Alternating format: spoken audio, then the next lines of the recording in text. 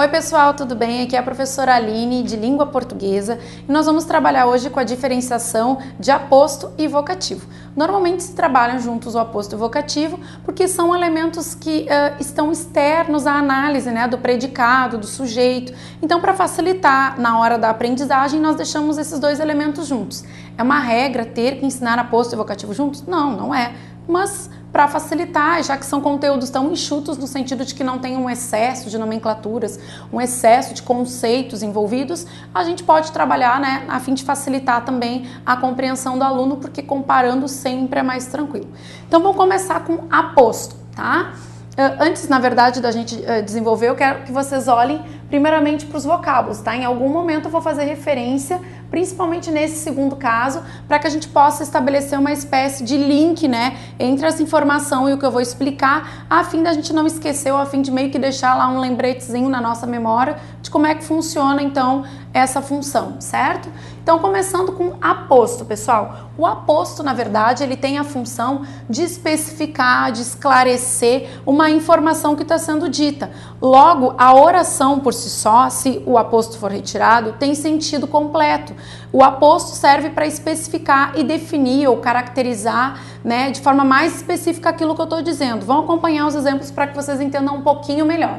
Nesse primeiro aqui, ó, Lúcia, aluna do 8º ano, foi bem na prova, né? Considerando que seja um colégio, provavelmente não seja a única aluna Lúcia que tenha nessa escola. Logo, surge a necessidade de diferenciar esta Lúcia das demais. E aí entra o aposto, ou seja, não é a Lúcia nem da primeira série do médio, nem do terceiro, nem, né, da educação infantil. Não, é a Lúcia que frequenta o 8º ano. Isso já restringe muito, facilita que eu identifique, portanto, sobre quem se fala.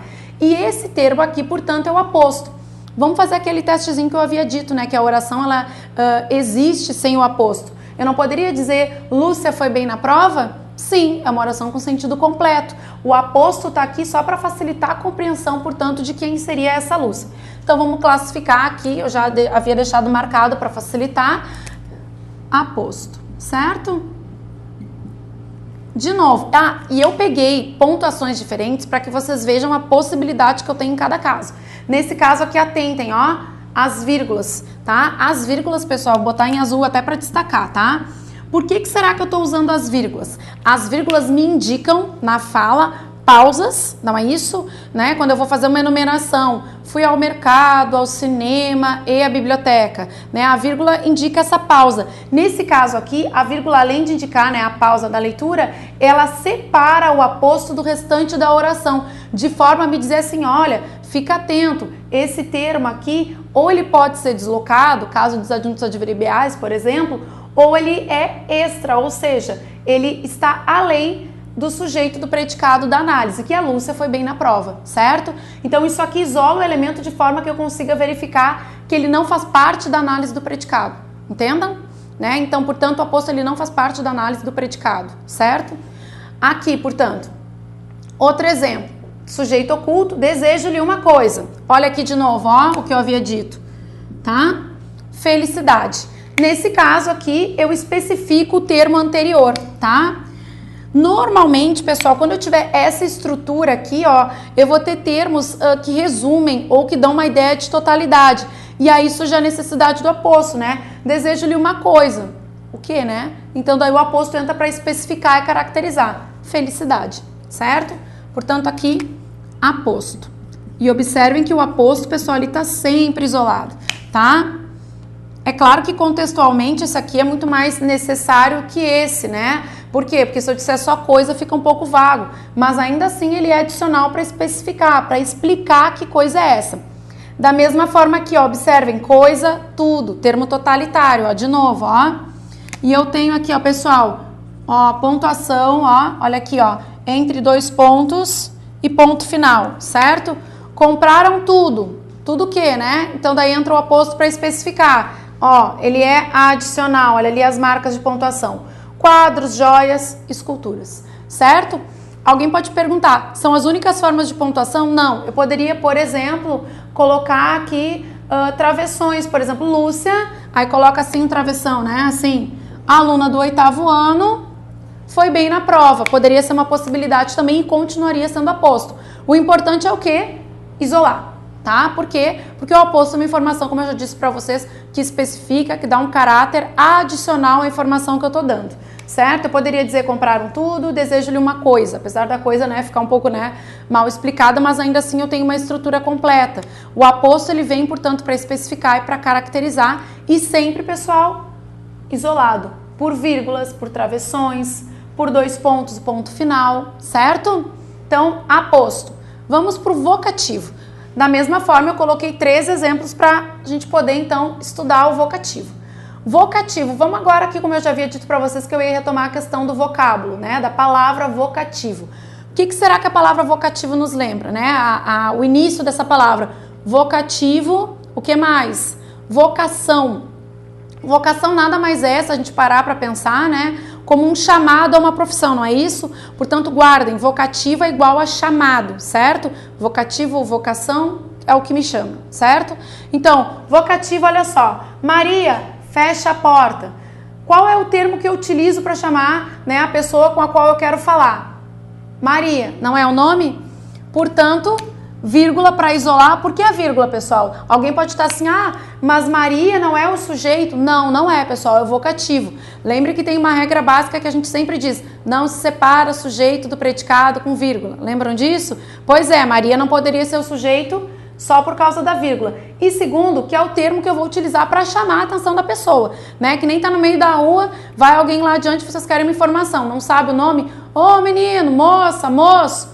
Quando ele olhar para vocês, quando ela olhar para vocês, é que vocês vão dar o início ao enunciado. Eu gostaria de saber uma informação, ou seja, a análise do predicado começa a partir do momento da oração. O anterior é o vocativo, ou seja, o que vocês usaram para chamar a pessoa.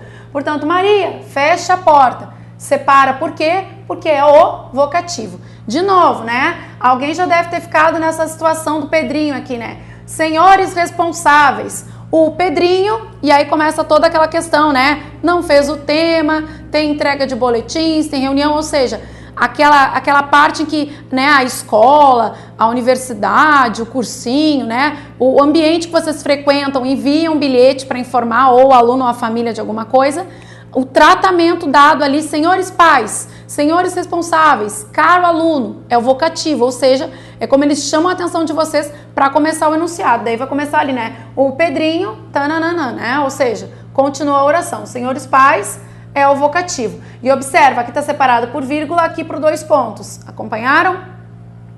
E um exemplo mais literário, assim, falando literariamente, o vocativo também pode aparecer na literatura e aí é permitido, é tranquilo o uso da interjeição, né? Ó, minha amada, que olhos os teus, né? Do famoso Vinícius de Moraes. Nesse caso também é um vocativo. E observe que a gente pode também fazer o uso, portanto, da interjeição. Já que é vocativo, lembrem, né? Assim como o aposto, ele vem isolado, certo? Aqui eu isolei a interjeição. E aqui, minha amada, isolei o que eu utilizo para chamar, portanto, né, essa pessoa que ao olhar, ele vai dizer, o eu lírico vai dizer, portanto, que olhos os teus, certo? Então, para guardar tanto aposto quanto vocativo, o que eles têm em comum, né? São especificidades da gramática que ajudam, né, ou a especificar a característica, né, ou detalhar uma situação, enumerar algo que, né, tem um sentido totalitário ou deve ser explicado de uma forma mais clara, ou caso do vocativo é utilizado para chamar a atenção a alguém, interpelar. Não ouviram essa palavra? Interpelar e chamar é a mesma coisa, pessoal. Se vocês virem aí por alguma gramática, o interpelar é o chamar, tipo, vem pra cá, tá? Ou seja, olha pra mim, né? O que eu vou utilizar para chamar vocês para prestar atenção no que eu vou dizer. Portanto, esse é o vocativo, certo? Aposto informação adicional, vocativo para chamar. Espero que vocês tenham entendido, então, que tenha ficado um pouco mais claro, ou tenha ficado, né, pela primeira vez, caso vocês estejam assistindo pela uma primeira vez, uma explicação sobre aposto e vocativo, que tenha ficado mais claro, que as dúvidas tenham sido esclarecidas. Então, se vocês, de alguma forma, né, gostaram, não deixem de curtir, não deixem de compartilhar e não deixem de se inscrever no nosso canal para sempre receber as informações das aulas que estão indo ao ar. E é toda semana tem novidade. Até depois.